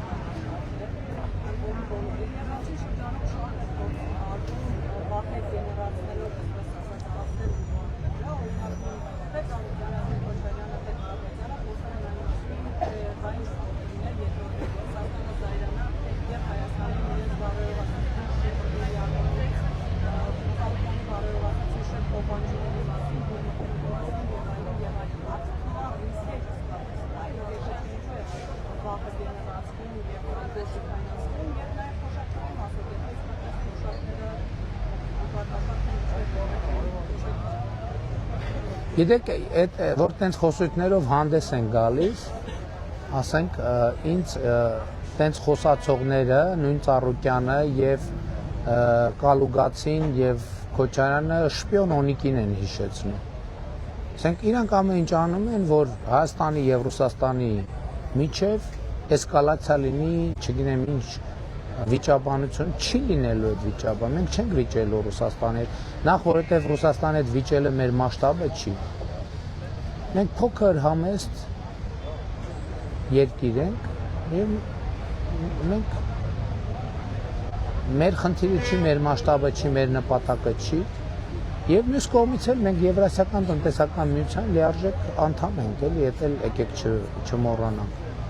Այսինքն հանդած սադրել ինչ որ այնօրն էլ Քոչարյանը ասել էր, որ ինքը ակնկալում է, որ Ռուսաստանը խնդիրներ ստեղծի, էժան սադրանքներ չի հաջողվելու իրանց դա անել, չի հաջողվելու։ Դե թոշակների մասով ինչ ասեմ։ Հետենց որ նայենք, ուրեմն ասֆալտ անելն էլ անդրակաշարք, պլյուս սուբվենցիոն ծրագիրն էլ անդրակաշարք։ Շնորհակալություն, հաջորդին դեզայն։ Փաշինյան վերադառնանք առաջին հաշվի շեգաբայց ասեցի, որ դուք ազատիկ որ 3 կամ 4 ուսուցիչների ազատման Ուսուցիչների չէ, տնօրենների։ Ազատման չէ, դիմում են գրել իրեն։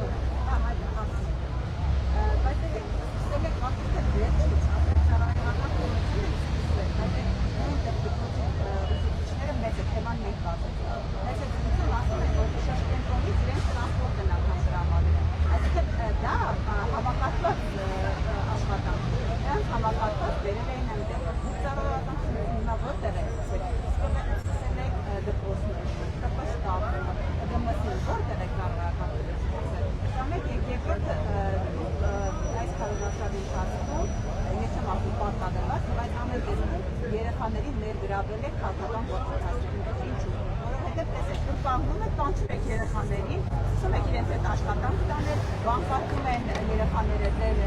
տիպը, համարը եւ այսպես կարող եք ասել դիպամ չի կանում, բայց այդպես է ստացվում։ Անձամբ կանչում եք այդ երեխաներին, վերում եք հավաքում եք ձեր կողքը եւ քարոզարշավ եք իրականացնում։ Ինչ եք այդպես կանում, այսինքն երեխաները ամենահեշտ քարիչական միջոցն է ձեզ համար եւ վերջում քաղաք դիտարկում երեք արդեն Ռուսաստանից ձեզ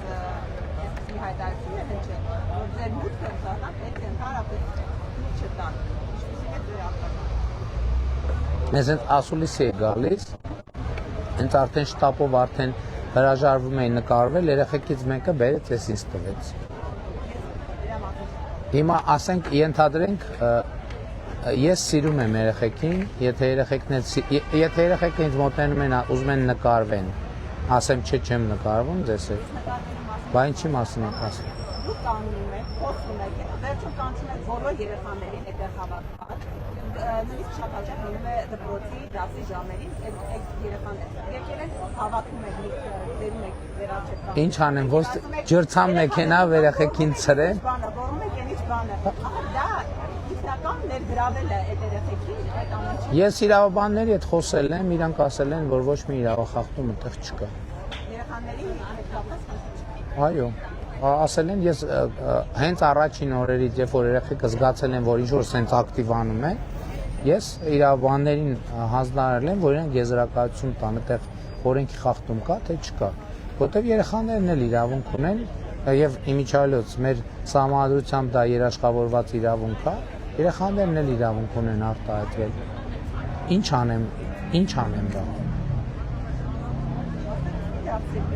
Բայց երեխեքը հիմա գալիս են, ասենք հիմա այն երեխեն եկի ընդ կանգնել է, նայեք, ասենք հիմա ուր գնում եմ երեխեք գալիս են, ինչ անեմ ես։ Ցրեմ երեխեքին։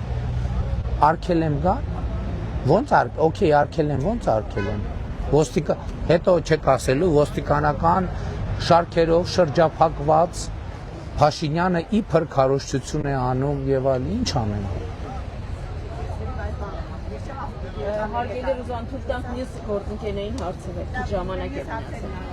Մյուս հարցերին մեկը Ռուսաստան տնօրենների գործողությունների հետ կապ։ Նախ ես ասում եմ, բացառում եմ, որ մեր շտաբից եւ կառավարությունից եւ գործադիր որևէ օղակից որևէ հրահանգ գնացած լինի։ Բացառում եմ պարզապես։ Իսկ ծառայական քննությունը նրա համար է, որ պարզվի պաշտոնյաների գործողություններում ապօրինի բան կա, թե չկա։ Կպարզվի եւ շնորհակալ եմ այդ մարդիկ կամավոր դիմում են գրել, որպեսզի մենք հանդարտ ոչ ներվային պայմաններում հնարավորություն ունենք հարցը քննարկել, բայց ես չեմ էլ ուզում հանկարծ պարզվի մի տնօրեն ոչ տեղյակա, ոչ գիտի, մեկ էլ մարդ իմանում է իրան SMS-ով գործից հանել են կամ առանց SMS-ի։ Այսինքն մենք հասկանանք, որ մարդը խնդիր է առաջացրել, ապօրինի բան է արել, եթե պարզվի կազատվի աշխատանքից, մանավանդ որ դիմումն է գրել է։ Եթե պարզվի, որ ոչ մի ապօրինություն չի արել, ինչի ազատենք մարդուն գործից։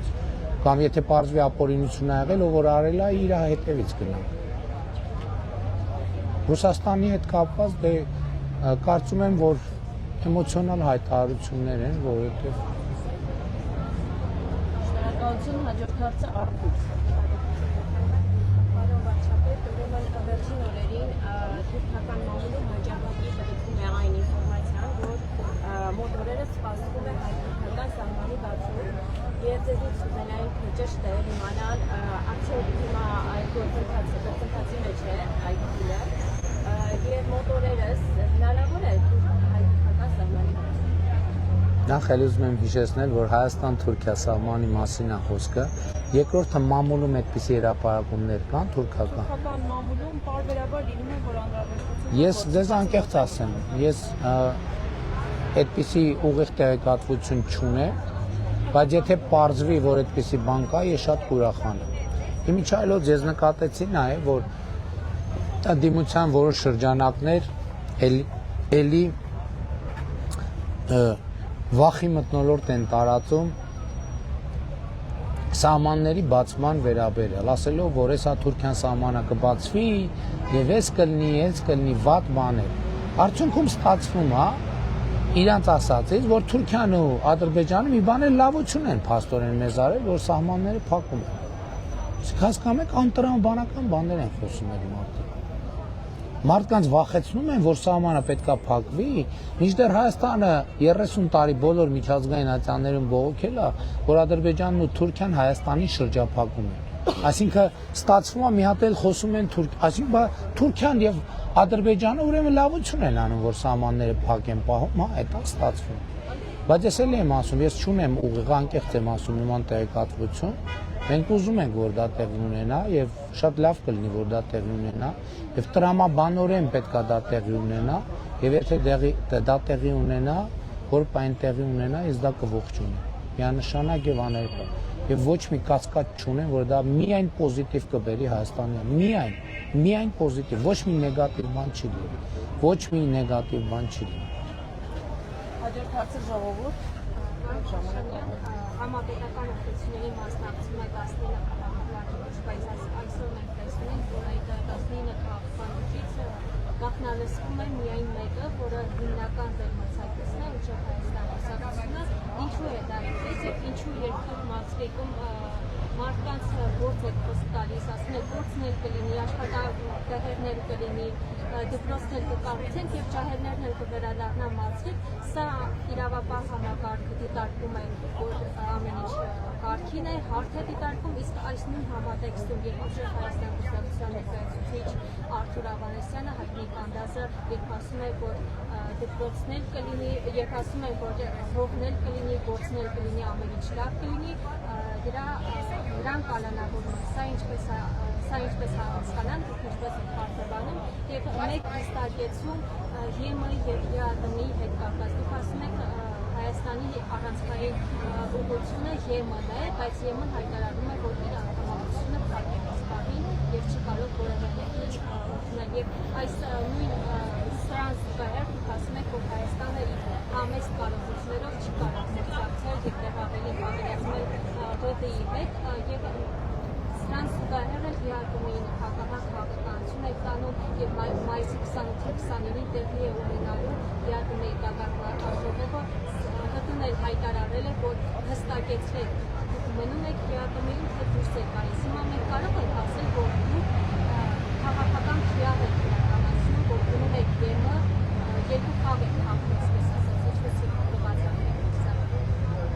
նախ ձեր գնահատականը, որ ես ԵԱՏՄ-ին հակառակ քաղաքականություն եմ վարում, լավ, այդ գնահատական հանրությունը, ո՞ր հանրությունը։ Դե ժողովրդի հետ շփման ընթացքում այդ Ես այսքան ժողովրդից շփվում եմ,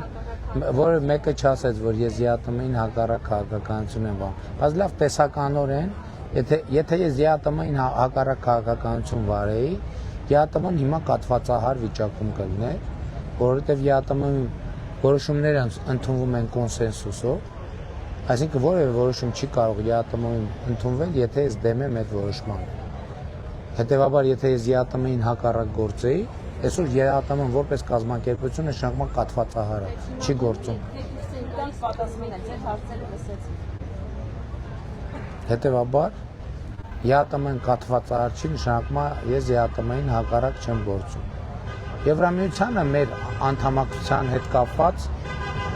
ես բազմիցս պարզաբանել եմ։ Հրապարակային ձեր թույլտվությամբ ես նորից չկրկնեմ, որն է մեր ռազմավարությունը։ Այդ ռազմավարությունը հրապարակված է եւ ոչ մի նորություն չկա։ Մի հատ էլ հարց կար, որն է։ 19 քաղաքական ուժից ինչու եկամ ջրես։ Հա, իսկ ինչ գիտեք։ Եվ նաև մասկիկում դուք Կներեք, քաղաքացիներին խոստացել եք, հա, հիշեցի հարցերը։ Այդ բարդ իրավական հարցեր եք տալիս, ես չեմ կարող իրավական վերլուծություններ անել, թող իրավաբանները վերլուծեն։ Ինչ վերաբերվում ասում եք միայն, իսկ ինչ գիտեք, ով է գաղտնալսվում։ Իսկ ես չգիտեմ ով է գաղտնալսվում, դուք որտեղից գիտեք ով է գաղտնալսվում։ Շնորհակալություն հանրային ռադիո։ Պարոն Փաշինյան, իրավական բացահայտումների ֆոնին իրավապահների ընտրակաշառքների վերաբերյալ Վերջին հարցը չի։ Բարբերական մենք էլ արդյունքների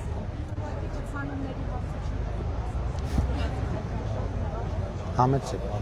Մի րոպե, բայց հասկանանք ինչ կա, գոնե ժամ սահմանեն։ դա փաստորեն երկար չի գտնվում։ Իրավապահների վերջին բացահայտումները ընտրակաշառք Անցկես ավարտում եք։ Ես էլ կարճ կփորձեմ պատասխանել։ Որքանով է հնարավոր համարում ընտրական որևէ փուլում, որևէ քաղաքական ուժի չգրանցում, գրանցումը չեղարկել։ Քանի որ կենտրոնական միտական հանձնաժողովի նախագահան իր ասուլիսներից մեկում ասաց, որ միտական օրենսդրություն սահմանում է, եթե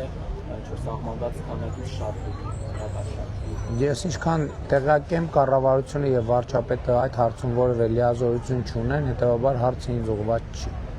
Ով իրավասություն ունի, թող ինքը պատասխանի։ Շնորհակալություն Վայա Մակարյան։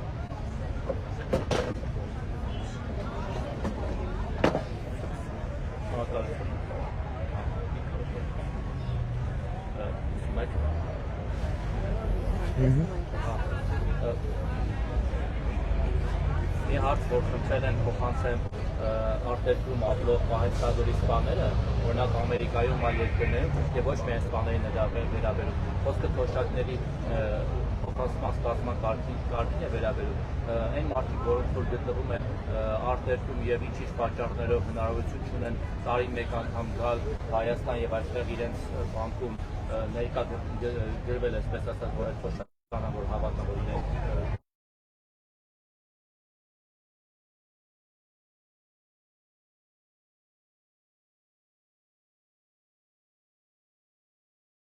նոր տեխնոլոգիաների դարում մարդիկ որ գտնվում են այլ երկրներում կարողանան այդ փոխանցումները ստանալ, որտեղ այս տարի նորից սպաներ կան բազմաթիվ, որ Ամերիկայում են բնակվում եւ իրենք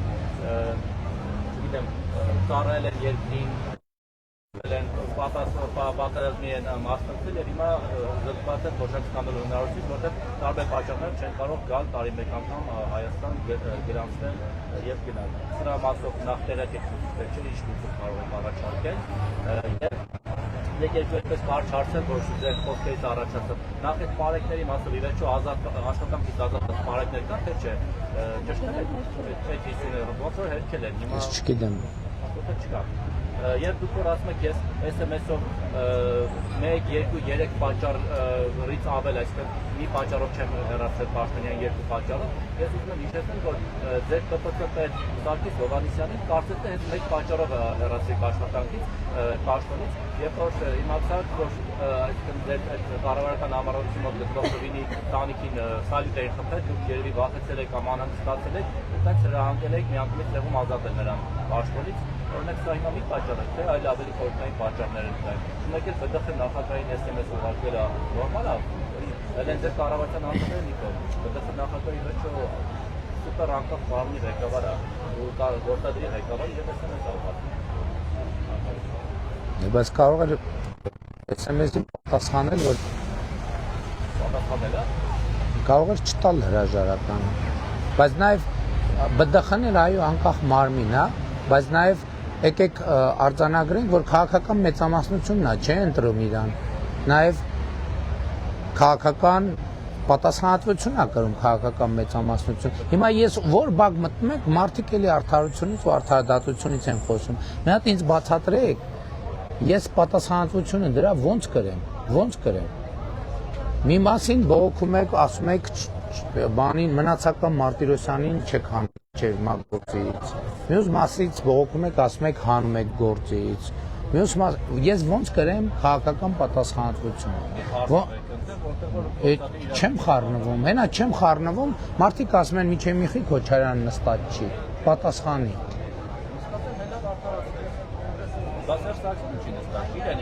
Էդ էլ են ասում։ Բա էդ էլ են, տեսեք դուք էլ եք հարցնում, այն չի եք ինձ հարցնում։ Սերժ Սարգսյանի մասին էլ են հարցնում, Ռոբերտ Քոչյանի։ Չէ, բայց կա իրավական համակարգ, բայց էլ եմ ասում, ես ընդհանրապես մեր իրավական համակարգի ամենամեծ խնդիրը համարում եմ այն, որ մեր դատա իրավական համակարգը օրգանական կապ չունի ժողովրդի հետ։ Ինքը կղզիացած, անհասկան։ Հայաստանում չի կարող լինել իշխանություն, որ չի բխում ժողովրդից։ Մեր դատա իրական համակարգի ֆունդամենտալ պրոբլեմն է նա, որ չի բխում ժողովրդից։ Եվ հետևաբար սահմանադրական փոփոխություններով մենք այս հարցը պետք է լուծենք։ Եվ դատաիրավական համակարգը պետք է օրգանական կապով բխի ժողովրդից։ Հակառակ դեպքում այս խնդիրը չի լուծվելու երբեք։ Եվ առանց սահմանադրության փոփոխությունների այդ խնդիրը չի լուծվելու։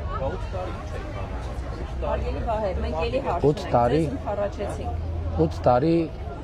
պատրաստում էինք սահմանադրության, ասում եմ առանց սահմանադրության փոփոխությունների այդ հարցը չի լուծվելու։ 8 տարի անց դուք նորից դեռ նախնիներն եք իրախավորում, ուրիշ շերոս յալու չունեք բացի Քոչարյանի նախնիներից։ Ես չեմ թիրախավորում, եթե դուք ուղի եթերում հետևում եք, ժողովուրդն է թիրախավորում։ Ինձ էլ թիրախավորում է նրա համար, որ Ռոբերտ Քոչյանը դեռևս ազատության մեջ է։ Այն երկու հարցը Սարգիս Հովհաննիսյանին չի ազատեցի, եթե մի պատճառի։ Սարգիս Հովհաննիսյանին ազատեցի 3-րդ պատճառով, ցանկացած որևէ մեկին ազատել եմ 3-րդ պատճառով։ Դա արդեն այլ մանրամասն ՊՊՑ-ն հատուկ ծառայություն է եւ իր գործունեությունը չեմ պատրաստվում հրապարակային քննարկման առարկա դարձնել։ Թոշակները այս տազորի սպան ինչի չի կարա գա Հայաստան կարակ բացատրել։ Ինչի չի կարա գա Հայաստան։ Դե մեկը կարող է երկուսը, բայց բազմաթիվ այլ Ուրեմն Պայստազորի սպան բնակվում է Միացյալ Նահանգներում եւ չի կարող գալ Հայաստան, այդ արդեն լավ չի հնչում։ Մեկը հիվանդության պատճառով, մեկը փաստաթղթի խնդիր ունի, բայց Դուք գիտեք, որ այդ համակարգը հեռավար հաստատման ինքը շատ մեծ կոռուպցիոն ռիսկեր է առաջացնում, մենք չենք կարող այդ միջև էսպա մենք վստահելի լուծում չենք գտել եւ որ պահին կտեսնենք, որ որևէ լուծում կա, որը վստահելիորեն այդ հարցը կարգավորում է, գուցեև գնանք այդ լուծումներին։ Միջև էսպա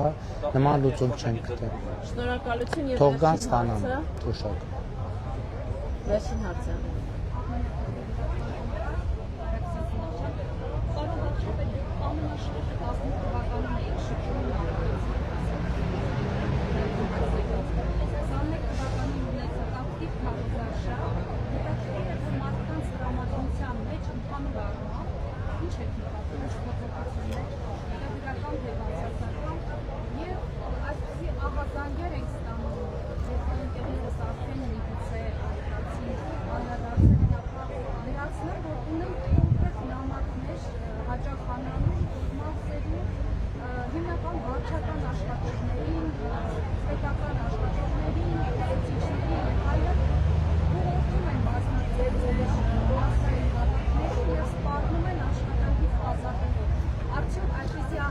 Ով ում սպառնում աշխատանքից ազատելը։ Եթե ասեմ, որ եթե նամակների բովանդակության մեկ դաշտեցին դրված անանուն նամակներ, կապած այն բանի։ Լավ էլ Ժորժը։ Ես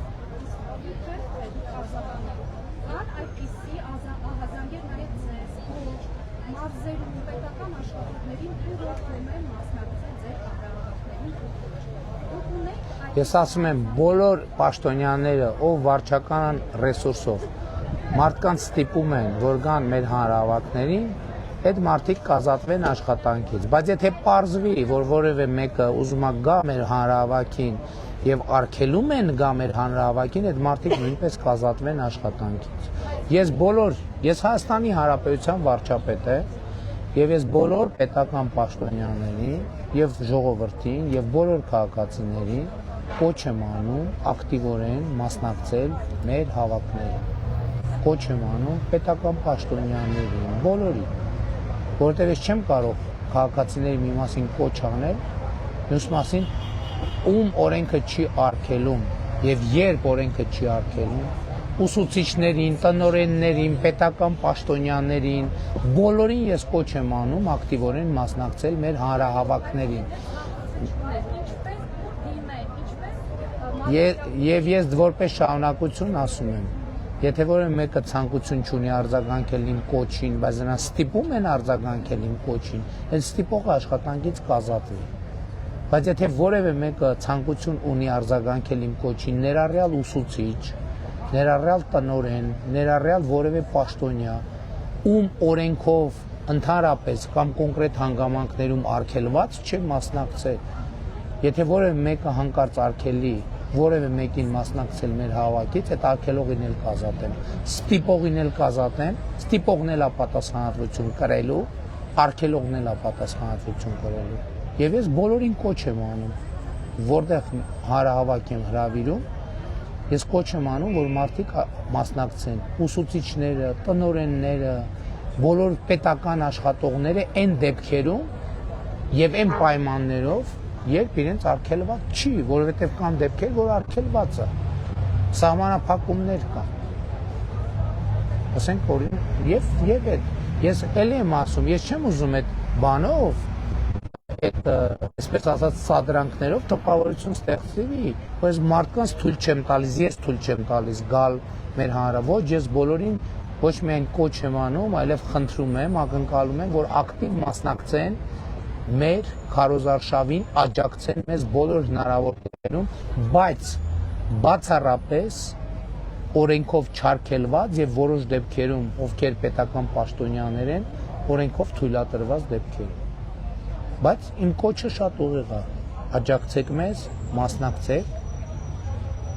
եւ հավաքներին եւ բոլոր այն աջակցության ձևերով, որ օրենքը չի արգելում,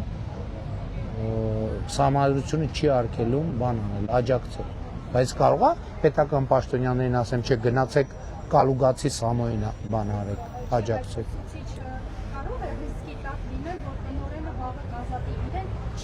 Ոչ, չի կարող։ Չի կարող։ Չի կարող։ Եվ Առաջին հարցը ո՞րն է։ Հա, ես կարող եմ, ես ուզում եմ կարդամ, բայց չարժի կարդալ, որովհետև գրածը շատ էմոցիոնալ է։ Ես կարող եմ ձեզ ասել վարչության անդամներին քաղաքացիական պայմանագիր կուսակցության ինչ եմ գրել այսօր։ Գրել եմ, որ երկրում օր, ժամ իրավիճակը փոխվում է, եւ մարդիկ այնպիսի էմոցիաներ են արտահայտում, որ ես այնպիսի էմոցիաներ են հաղորդում, որ ես նույնիսկ չեմ հավատում։ Ես անդադ կասկածում եմ, ասում եմ, լսեք, ես կարող եմ ինչ-որ ձևով բեմադրած է, ինչ-որ ձևով տենց այլ բան է, բայց ոչ, որովհետև այնպիսի իրադրություններ են եւ այնպիսի էմոցիաներ են, այնպիսի խոսքեր են, որ ինձ համար ակնհայտ է, որ իրոք ես երբ որ խոսում եի հեղափոխության մասին, գիտեք ինչ, ես ձեզ անկեղծ ասեմ, հունիսի 7-ին ընտրություններ չեն լինելու իմ տպավորությամբ։ Հունիսի 7-ին էլի հեղափոխություն է լինելու։ Որովհետև այս էմոցիաները, այս մարդկանց այս վերաբերմունքը, այս խոսքերը ինչարից ամեն ինչ ուղիղ եթերում է լինում։ Դուք էլ լրագրողներ եք, այդ մարդիկ էլ կան։ Գնացեք, տեսեք ինձնից հետո, ինձ հետ շփվելուց հետո նույն բանը կասեն, թե կասեն, չէ, դե ստիպել են, դա հնարավոր չի ստիպելով անել։ Դա հնարավոր չի։ Մարդկանց կարան ստիպելով ասեն գնա կանգնի։ Բայց որ մարդկանց չեն կարա ստիպել ասել բառեր, նախադասություններ, որոնց մեջ ահռելի էներգիա կա եւ ահռելի էմոցիա կա։ Եվ այդ ակնհայտ է այդ էմոցիան եւ էներգիան ինձ համար։ Եվ օրի ժամը փոխվում։ Ես նոր էի նայում, սկզբից ինձ թվաց թե կանգ առա, բայց հիմա ինչքան հասկանում եմ, ինչ բացասական փոփոխ։ Ոչ, ինչ պետք է նկատեմ։ Այսօր նկատեցի, որ Բևերի ներկայացուցիչներից մեկը եկավ, խոսած, ասեց, որ ես մարդկանց խափում եմ, որ պետք է հեռանալ, ես էլ ասացի ժողովուրդը կորոշի կհեռանան, որ եթե ժողովուրդը Ինչ Չէ, մենք շատ բաների վրա պետք է աշխատենք, բայց ես տեսնում եմ, որ ժողովուրդը ահռելի պոզիտիվ տրամադրության մեջ է, ահռելի, եւ ես այսօր բանում էլ ելույթ ունեցա, ասի հիմա խոսքը ոչ թե ուրախ ավտոբուսի, այլ ուրախ Հայաստանի մասին է, որովհետեւ Հայաստանի Հանրապետությունը ուրախ է, ժողովուրդը ուրախ է, ուրախ է խաղաղության համար, ուրախ է սոցիալական, տնտեսական, քաղաքական ահռելի փոփոխությունների համար։ Եվ ունի ժողովուրդը ուրախանալու շատ բան, եւ ես ուրախ եմ, որ ժողովուրդը ուրախ է։ Շնորհակալ եմ։